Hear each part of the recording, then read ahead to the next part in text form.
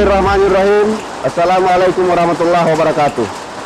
Hampir 2 tahun pandemi COVID-19 memporak-porandakan kehidupan kita. Hampir seluruh aktivitas kita dibatasi. Anak sekolah harus belajar dari rumah. Aktivitas ekonomi kita terbatas. Silaturahmi dengan teman, keluarga jadi terganggu. Bahkan beribadah pun diatur harus dengan protokol kesehatan. Hal ini tidak boleh kita biarkan terus-menerus terjadi. Kita harus bangkit melawan corona ini. Oleh karenanya dengan kedisiplinan kita menjalankan protokol kesehatan, kita dapat bebas dari corona ini dengan cara sering mencuci tangan, selalu pakai masker, hindari kerumunan, dan jangan lupa untuk divaksin. Segera laporkan diri kepada petugas kesehatan terdekat jika ada gejala seperti demam, kehilangan penciuman, dan badan menjadi lemas. Korban sudah banyak. Jangan biarkan kita, anak, cucu, istri, tetangga, dan kerabat menjadi korban karena kita lalai dan abai. Data terakhir per hari ini, sudah 22 orang saudara-saudara kita telah meninggal dunia. Dan saat ini 26 orang sedang dirawat di Sikim. Dan masih banyak lagi yang sedang diisolasi di rumah masing-masing. Apa kita ingin diri kita, anak dan keluarga kita jadi korban dahulu, baru kita harus sadar? Saya kira tidak, dan jangan sampai terjadi. Ingat protokol kesehatan, sering mencuci tangan, selalu pakai masker, jaga jarak, hindari kerumunan, dan jaga imun dengan selalu berpikir positif. Jangan lupa berolahraga dan senantiasa berdoa kepada Allah Subhanahu wa Ta'ala agar corona ini cepat diangkat di bumi ini, khususnya di Kabupaten Kolaka. Tetap semangat, salam sehat, wassalamualaikum warahmatullahi wabarakatuh.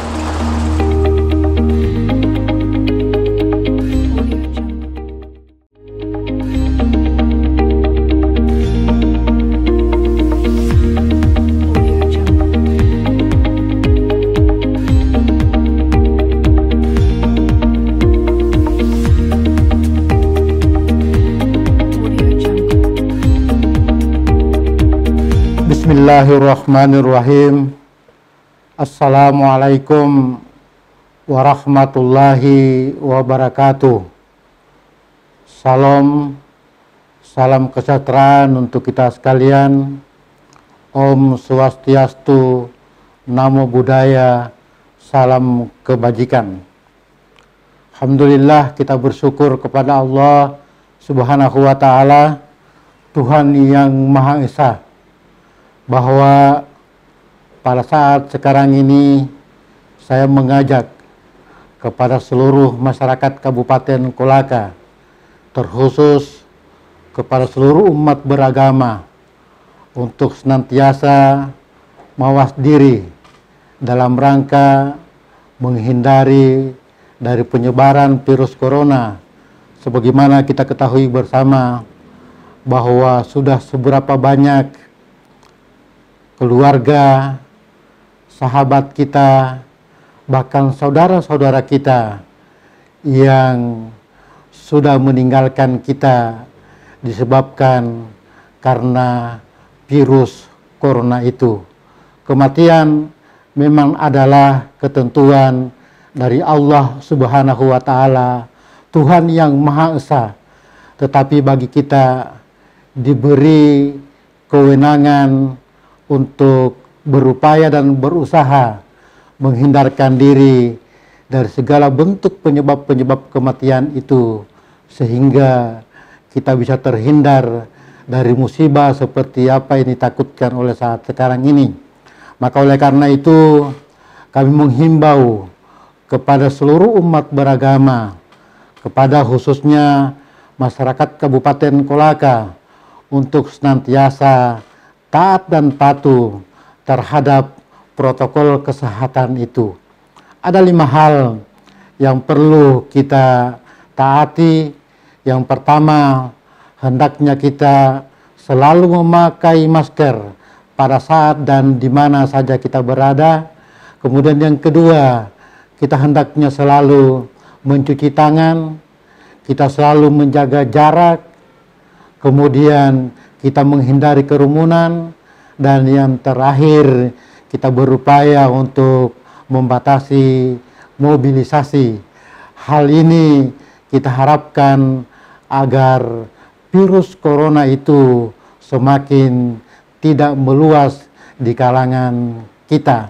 Sekali lagi kami berharap mari kita senantiasa mematuhi protokol kesehatan untuk kita bersama mencegah penularan virus corona 19 agar kita tetap sehat dan semangat dalam menjalankan aktivitas keseharian kita. Amin ya rabbal alamin. Billahi taufiq wal hidayah. Wallahul muwaffiq ila aqwamit thariq. Assalamualaikum warahmatullahi wabarakatuh.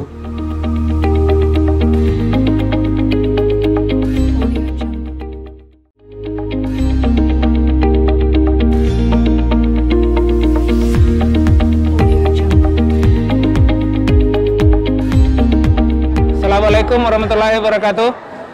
Saya Dr. Muhammad Aris, juru bicara penanganan COVID-19 Kabupaten Kolaka, melaporkan bahwa sampai pada hari ini jumlah kasus kita sudah mencapai ribuan. Sampai tahun 2020 jumlah kasus 768. Memasuki tahun 2021, dari Januari sampai hari ini kasus kita sudah mencapai 516, yang artinya baru setengah tahun peningkatannya luar biasa pesat, sangat banyak. Perlu juga saya jelaskan bahwa kita sudah 4 kali ada di puncak.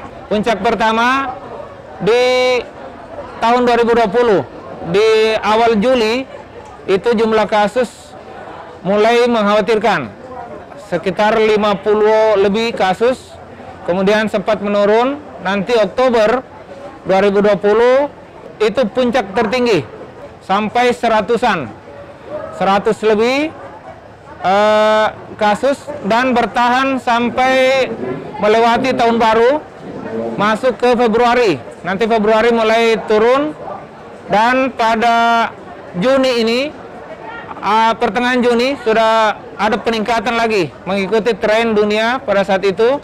Ternyata sampai hari ini masih sangat tinggi. Kasus sampai hari ini sudah 96. Yang dirawat di Sikim sekarang ada 32 orang.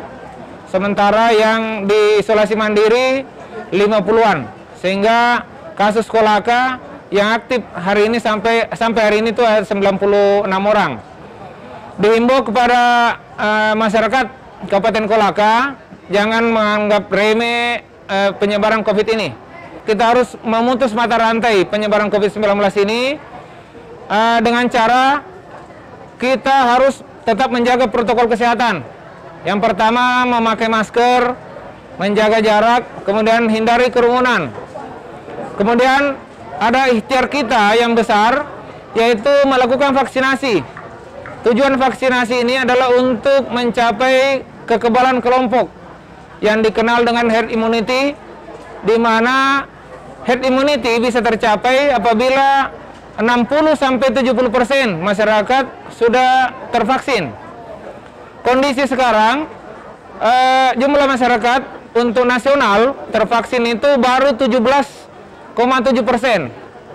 Untuk Kolaka sendiri baru mencapai angka 18%. Jadi masih sangat banyak. Oleh karena itu kepada seluruh masyarakat bahwa mari kita mensukseskan vaksin ini, karena vaksinasi ini salah satu cara bagaimana kita bisa terhindar, bisa kebal dari virus corona ini. Kemudian pemberian vaksin ini karena tidak ada usaha manusia yang 100%, sehingga ada beberapa kasus setelah divaksin masih terkena COVID. Nah, memang bisa seperti itu, Bapak dan Ibu sekalian. Karena yang diharapkan sebetulnya adalah kalaupun kita positif, kalaupun kita kena, kita bisa tidak bergejala atau bergejala ringan, atau setidaknya terhindar dari kematian. Oleh karena itu, vaksinasi memang bukan satu-satunya cara. Memang cara yang terbaik sampai hari ini masih protokol kesehatan. Tetapi melakukan vaksinasi adalah cara kita bersama-sama berjuang untuk mengatasi permasalahan ini. Karena ini tidak bisa dikerja sendiri-sendiri. Ya, perjuangan bersama kita adalah melakukan vaksinasi untuk mencapai kekebalan kelompok, sehingga harapannya itu bahwa ke depan orang bilang virus ini bisa hidup, kita berdampingan dengan virus apabila semua orang sudah kebal. Artinya semua orang sudah terinfeksi atau sudah divaksin. Sehingga harapan kita ke depan bahwa COVID ini bisa menjadi seperti flu biasa. Kalaupun kena orang tidak menjadi masalah kesehatan. Saya kira seperti itu. Assalamualaikum warahmatullahi wabarakatuh.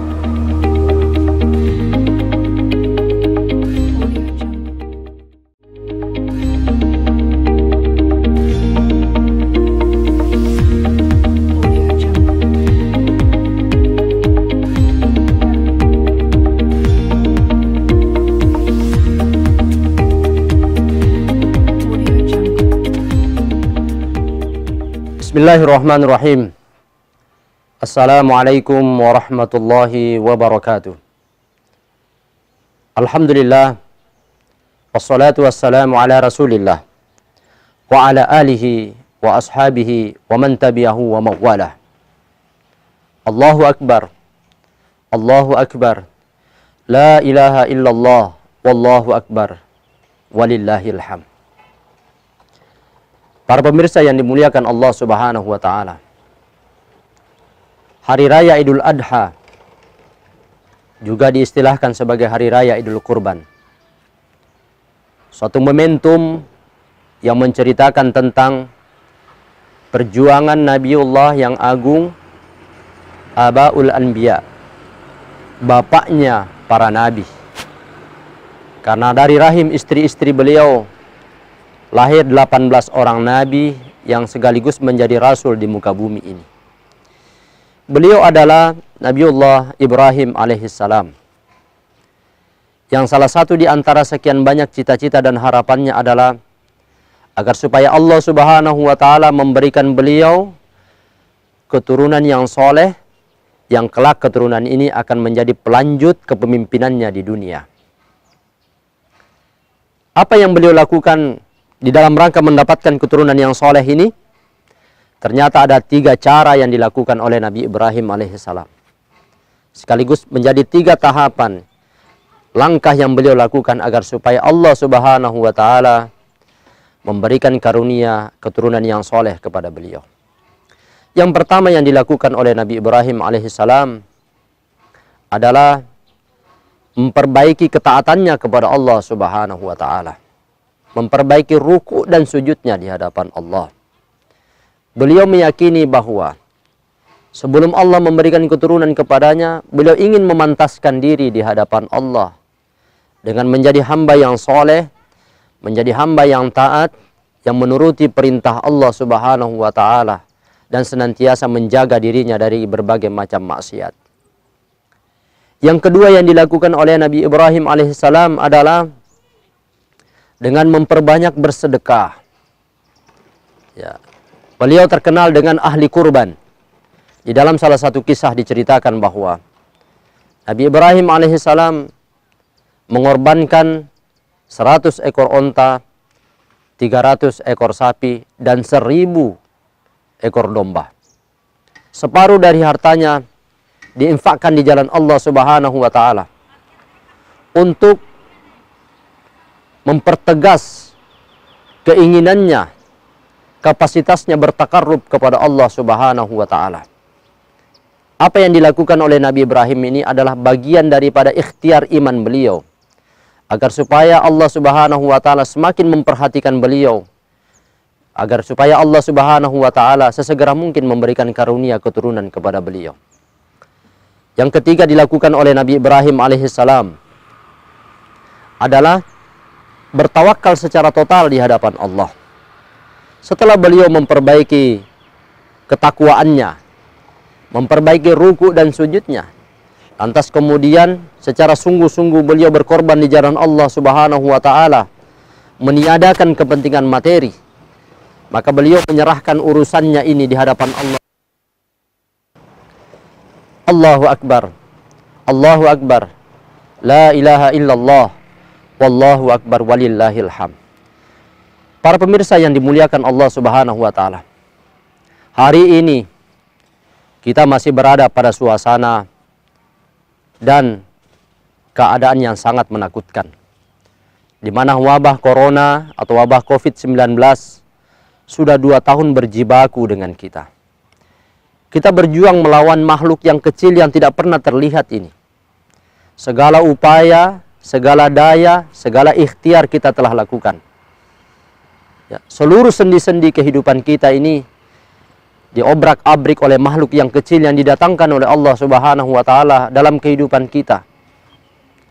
Namun ternyata tanda-tanda menjauhnya bahkan hilangnya corona dari bumi kita ini belum nampak. Oleh karena itu, melalui kesempatan yang mulia ini, saya ingin mengajak seluruh pemirsa yang budiman, di samping kita berikhtiar secara duniawi, yaitu menggunakan masker, menjaga jarak, menjauhi kerumunan, dan senantiasa mencuci tangan. Itu adalah ikhtiar dunia yang kita lakukan dan kita sudah berproses selama kurang lebih 2 tahun lamanya. Kita butuh saat ini adalah meningkatkan kapasitas ikhtiar akhirat kita dengan menghadirkan Allah Subhanahu wa taala dalam urusan-urusan menjauhkan kita dari mudarat ini. Karena kita berkeyakinan tidak ada yang mampu menjauhkan kita dari mudarat bahaya virus ini kecuali hanya Allah Subhanahu wa taala. Kalimat yang kita baca di saat kita bertakbir Allahu Akbar, Allah Maha Besar. La ilaha illallah, tiada Tuhan selain Allah. Tiada yang dapat menjauhkan kita dari segala sesuatu yang mudarat kecuali hanya Allah. Dan hanya kepadanya kita kemudian memujinya dengan tahmid kita. Itu adalah bagian yang harus kita hadirkan dalam kehidupan kita ini. Bahwa ya, segala urusan, segala ikhtiar kita sudah upayakan dengan semaksimal mungkin. Sekarang kita mulai dengan memperbaiki ketaatan kita kepada Allah Subhanahu wa taala. Allah mendatangkan musibah ini tidak mungkin karena tidak ada sebabnya. Bisa jadi karena kita kurang taat. Bisa jadi karena kita ini masih sering bermaksiat. Mari kita meningkatkan kapasitas ibadah kita, ketaatan kita kepada Allah Subhanahu wa taala. Ruku dan sujud kita perbaiki. Baca Quran kita dawamkan. Amalan-amalan sunnah lainnya kita mulai sempurnakan. Bahkan perbanyaklah kita sholat malam untuk membuka hijab pintu-pintu ijabah dari Allah Subhanahu wa taala. Yang selanjutnya yang kita lakukan tentu sebagaimana yang dilakukan oleh Nabi Ibrahim alaihissalam adalah memperbanyak dan merutinkan sedekah kita. Yang tadinya sudah rutin bersedekah, mari kita tingkatkan kapasitasnya. Yang tadinya tidak pernah bersedekah, mari kita mulai bersedekah. Sebisa mungkin kita bersedekah setiap hari agar supaya ujian ini dijauhkan oleh Allah Subhanahu wa taala. Bukankah Rasulullah sallallahu alaihi wasallam pernah bersabda dalam hadisnya, "As-shadaqatu tadfa'ul bala." Sedekah itu dapat menjauhkan kita dari bala. Sedekah itu dapat menjauhkan kita dari bencana. Ya, seakan-akan Rasulullah berkata, kalau kamu ingin dijauhkan oleh Allah Subhanahu wa taala dari wabah Covid ini, maka perbanyaklah sedekahmu. Setelah itu yang terakhir yang kita lakukan, para pemirsa, adalah menyerahkan segala urusan kita secara total. Sekali lagi, secara total di hadapan Allah Subhanahu wa taala. Ya Allah, tidak ada yang mendatangkan wabah ini kecuali hanya Engkau. Dan tidak ada yang mampu menjauhkan wabah ini dari kami, dari kehidupan kami, kecuali hanya Engkau. Hanya kepadamu kami bertawakal, hanya kepadamu kami bermohon agar supaya Engkau menyelamatkan kami, terkhusus bumi Mekongga ini, dari bencana dan musibah, dari wabah yang menghantui kehidupan kami. Semoga Allah Subhanahu wa taala senantiasa merahmati kita semua, senantiasa melindungi kita, ya, menurunkan karunia dan kebaikannya buat kita semua. Dan insya Allah dengan kebaikan yang kita lakukan, Allah menatap kita, Allah melihat kita, Allah menerima doa-doa dan mengijabahnya, sekaligus menjauhkan kita dari mara bahaya dan bencana. Terima kasih, mudah-mudahan ada manfaatnya, lebih dan kurangnya mohon dimaafkan. Billahi taufiq wal hidayah, wallahul muwaffiq ila aqwamit thariq. Wassalamualaikum warahmatullahi wabarakatuh.